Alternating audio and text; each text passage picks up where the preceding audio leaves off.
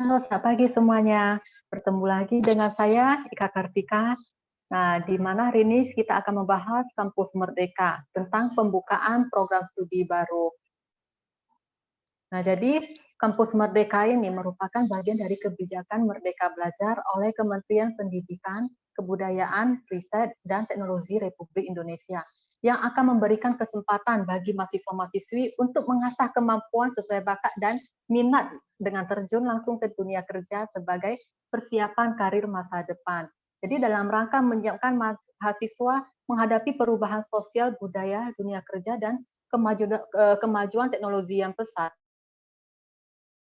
potensi mahasiswa itu harus disiapkan untuk lebih gayut dengan kebutuhan zaman. Jadi link and match itu tidak saja dengan dunia industri dan dunia kerja, tetapi juga dengan masa depan yang berubah dengan cepat. Jadi perguruan tinggi itu dituntut untuk dapat merancang dan melaksanakan proses pembelajaran yang inovatif agar mahasiswa itu dapat meraih pencapaian pembelajaran mencakup aspek sikap, pengetahuan, keterampilan, dan secara optimal dan selalu relevan. Jadi tujuan dari kebijakan Merdeka Belajar di Kampus Merdeka itu yang pertama, mendorong proses pembelajaran di perguruan tinggi yang semakin otonom dan fleksibel. Nah, yang kedua tuh dia menciptakan kultur belajar yang inovatif, tidak mengekang dan sesuai dengan kebutuhan mahasiswa. Nah, yang ketiga, meningkatkan kualitas lulusan agar memiliki kapabilitas yang dibutuhkan di era kehidupan abad 21 dan era industri 4.0.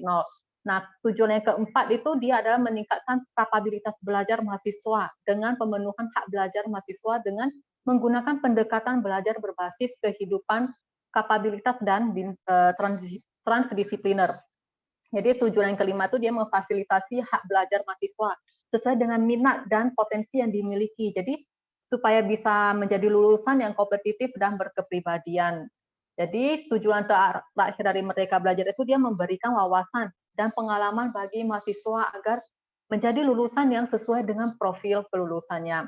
Jadi dalam rangka memenuhi tuntutan seperti dinamika dan arus perubahan yang begitu disruptif sebagai akibat dari kemajuan teknologi digital itu, serta kebutuhan akan link and match antara dunia pendidikan dengan dunia usaha, tentunya juga dunia industri yang maka diperlukanlah kurikulum program studi yang mengedepankan prinsip relevansi dalam upaya untuk menghadapi menyiapkan mahasiswa itu memasuki dunia kerja.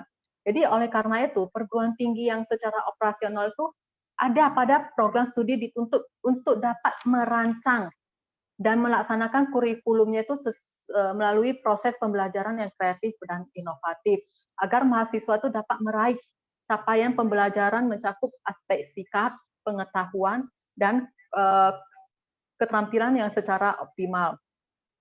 Jadi hari ini kita akan membahas khususnya pembukaan program studi 1, yang pertama program studi baru. Nah, jadi pendirian program studi baru bagi perguruan tinggi negeri dan perguruan tinggi swasta itu dengan akreditasi A dan B, di mana situasi yang saat ini yang kita hadapi itu dia hanya perguruan tinggi negeri yang berbadan hukum yang mendapat kebebasan membuka prodi baru. Nah, jadi ada arahan kebijakan barunya itu di mana perguruan tinggi negeri dan perguruan tinggi swasta itu diberi otonomi untuk membuka prodi baru jika perguruan tinggi tersebut tuh memiliki akreditasi A dan B. Prodi dapat diajukan jika ada kerjasama dengan mitra perusahaan, organisasi, dan lain sebagainya. Jadi prodinya itu tidak di bidang kesehatan ataupun pendidikan. Nah, jika situasi saat ini proses perizinan prodi baru untuk perguruan tinggi swasta dan perguruan tinggi negeri yang non badan hukum itu memakan waktu lama, ada arahan kebijakan barunya itu yaitu mereka harus bekerja sama dengan organisasi yang menyakup penyusunan kurikulum praktik kerja dan penempatan kerja. Jadi kementerian akan bekerja sama dengan perguruan tinggi dan mitra prodi yang melakukan pengawasan.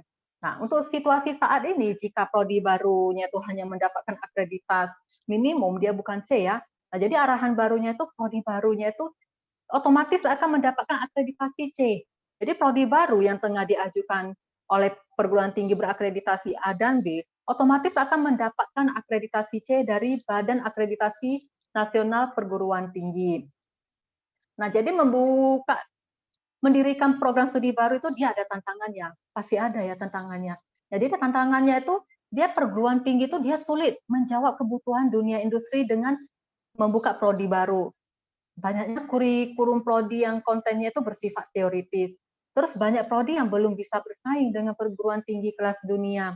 Nah, jadi contoh dan rekomendasi mitra yang dapat bekerja sama dengan perguruan tinggi dalam mendirikan program studi baru itu kategorinya yang pertama perusahaan multinasional.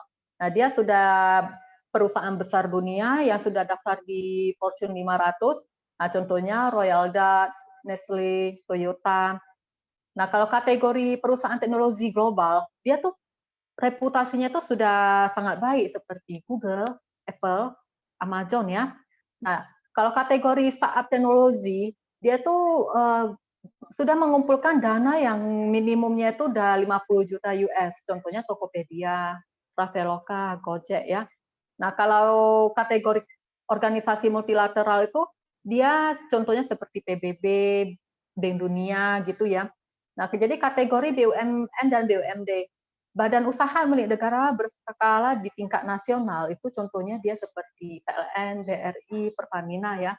Kalau badan usaha milik daerah dengan skala besar di setiap provinsi dia seperti MRT, Bank BJB, Transjakarta.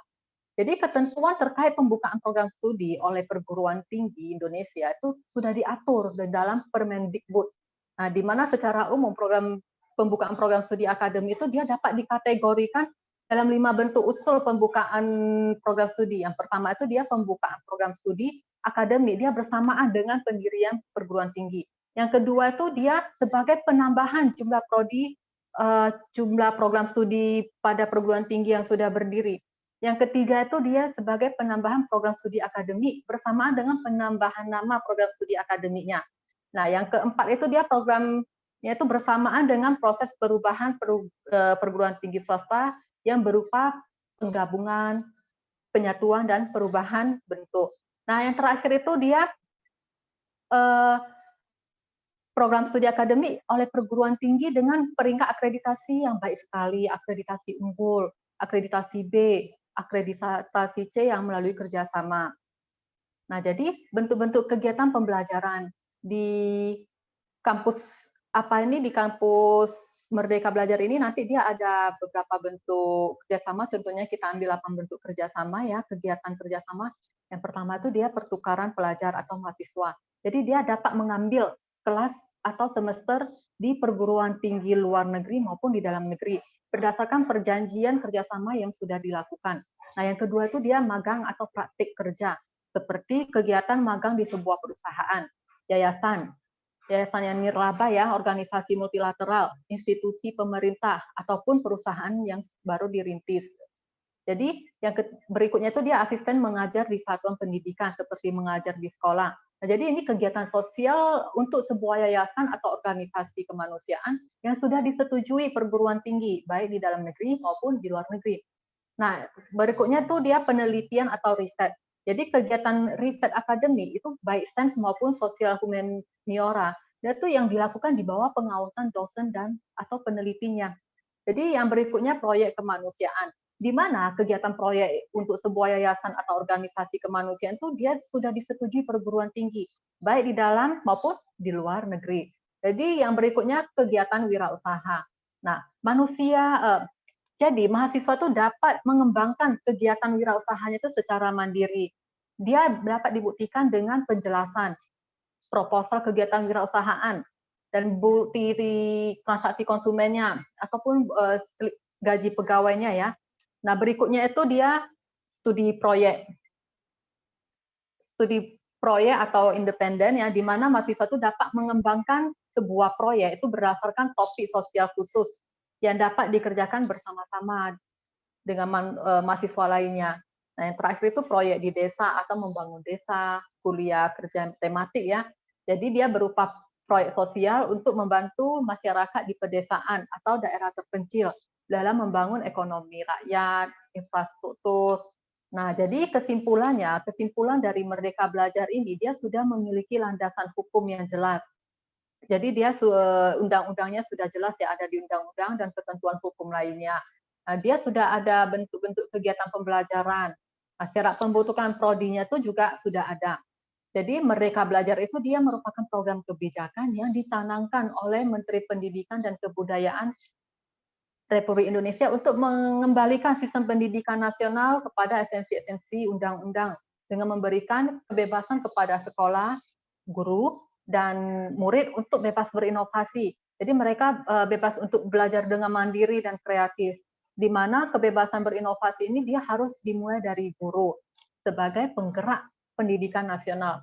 Jadi kebijakan program Merdeka Belajar ini diluncurkan untuk mewujudkan kualitas sumber daya manusia Indonesia, terutama di era revolusi industri 4.0.